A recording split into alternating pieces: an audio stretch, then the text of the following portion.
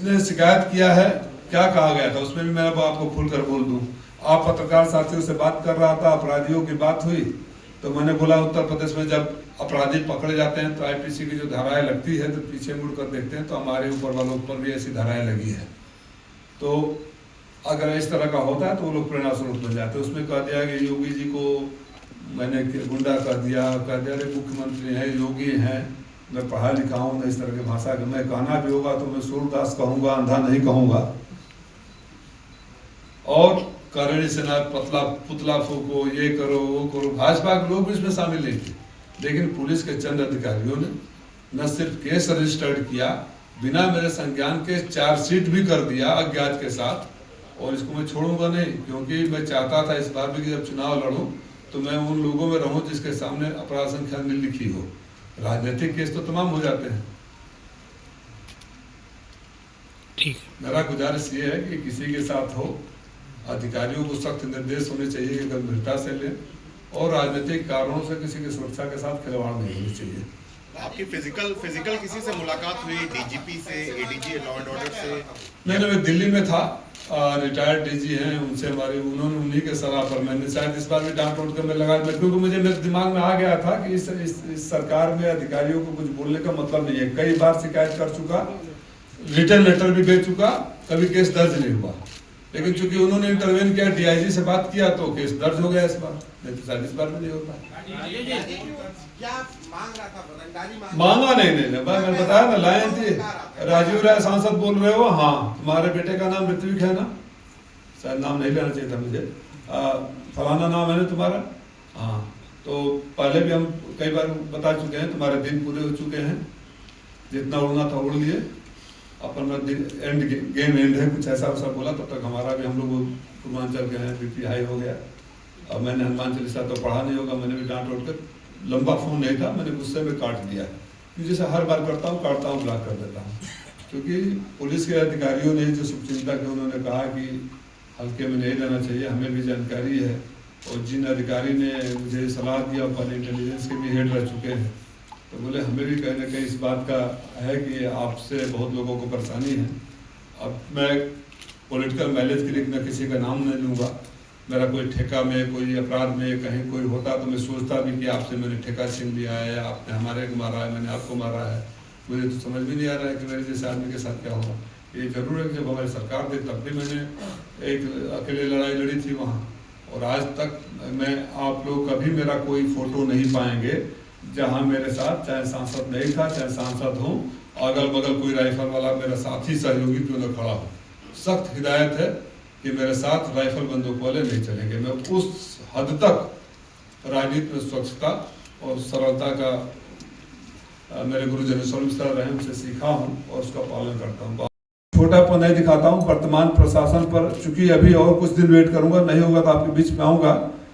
पहली बार केस दर्ज हुआ है तो अभी भी उम्मीद में रहूंगा कि कार्रवाई हो, लेकिन ये सच्चाई है कि मैं सभी अधिकारियों को बताता रहा, कभी न केस दर्ज किया न गंभीरता से लिया।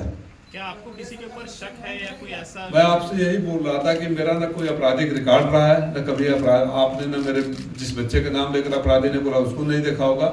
मेरे एफिडेविट को जांच कर लीजिए, कभी मेरे खिलाफ कोई केस नहीं, किसी थाने में कोई शिकायत नहीं, सिवाय एक प्रेस कॉन्फ्रेंस के एक लाइन को लेकर फर्जी करनी सेना वालों ने जैसे बताया पूरा फेक केस, वो भी प्लान करके रखा गया था कि जब ये चुनाव लड़ेंगे तो नॉन अवेलेबल वारंट इशू करा के हम कर देंगे, क्योंकि 2021 का केस है, आज तक हमें पता ही नहीं था, ना मेरा कभी नोटिस आया न बयान हुआ। तो मेरा कभी अपराधियों से लड़ने का एक इतिहास रहा है, ये पुलिस के रिकॉर्ड में भी है। राजीव जी, क्या लोकसभा अध्यक्ष को पत्र लिखेंगे आप? हमने माननीय गृह मंत्री को लिखा है, कल ही लिखा है, शायद मंडे तक पहुंच जाएगा। जो जहां जहां मुझे लगेगा, क्योंकि अब मुझे भी लग रहा है कि कार्रवाई के लिए मुझे गंभीर रूप से प्रयास करने होंगे। अब पुलिस इसमें कितना गंभीर है, प्रशासन कितना गंभीर है, या सिर्फ विपक्ष के होने के नाते इसको उड़ा दिया जाए, या आप देखते होंगे मैं पीड़ा के साथ कहूँगा कि अगर किसी विपक्ष के नेता ने अपने सुरक्षा की बात कही, इसीलिए मैंने कभी सोशल मीडिया पर भी नहीं लिखा, कहीं इसको कोट नहीं किया, कहीं प्रेस में नहीं गया। मुझे ना वो सिंपैथी चाहिए ना पब्लिसिटी चाहिए, लेकिन अगर बात आ जाती है तो किस तरह के इनके 2 रुपये के संस्कारी लोग उस पर लिखते हैं, गाली गलौज की भाषा आ जाते हैं। तो अपना संस्कार दिखाना शुरू कर देते हैं। तो पानी तो ऊपर से नीचे बहता है ना, नीचे से ऊपर पानी नहीं जाता है। क्या आप किसी कैटेगरी की सुरक्षा की मांग करते हैं जो आपकी पहले से सरकार को जो लगे, मेरी वाई कैटेगरी सिक्योरिटी जो थी वो इंटेलिजेंस इनपुट पर थी, वो कहीं ना कहीं रिकॉर्ड में दर्ज होगा। और अचानक सरकार बदलती है, एक दिन फोन आता है स्पीकर सुरक्षा विड्रा कर ली गई।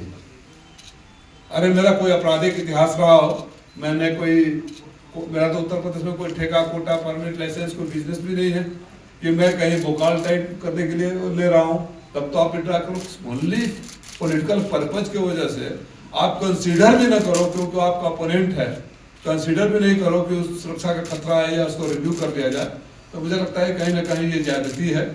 इस तरह सरकार आती है जाती है, किसी की भी हो, इस तरह की मानसिकता नहीं होनी चाहिए कि सरकार बदल गई तो सुरक्षा हटा दो। जो मुकदमा आप पर पूर्व दर्ज था उसका स्टेटस क्या है? जो पूर्व दर्ज था आपके ऊपर मुकदमा, उसका स्टेटस क्या है? डेट तारीख पर तारीख, हम तो हाई कोर्ट चले गए, हाई कोर्ट ने भी नोटिस इशू कर दिया कि इस मुकदमे में न तो जिसके खिलाफ मुकदमा है उसको नोटिस गया है, न तो उससे कोई पूछताछ किए गए हैं। मेरा घर वहाँ है, लोकसभा चुनाव लड़ चुका हूँ और पुलिस को मेरा पता ज्ञात है। अब इस महान कार्य के बाद अब क्या स्टेटस उम्मीद कर सकते हैं? जिस दिन कोर्ट खुलेगा वैसे हो जाएगा।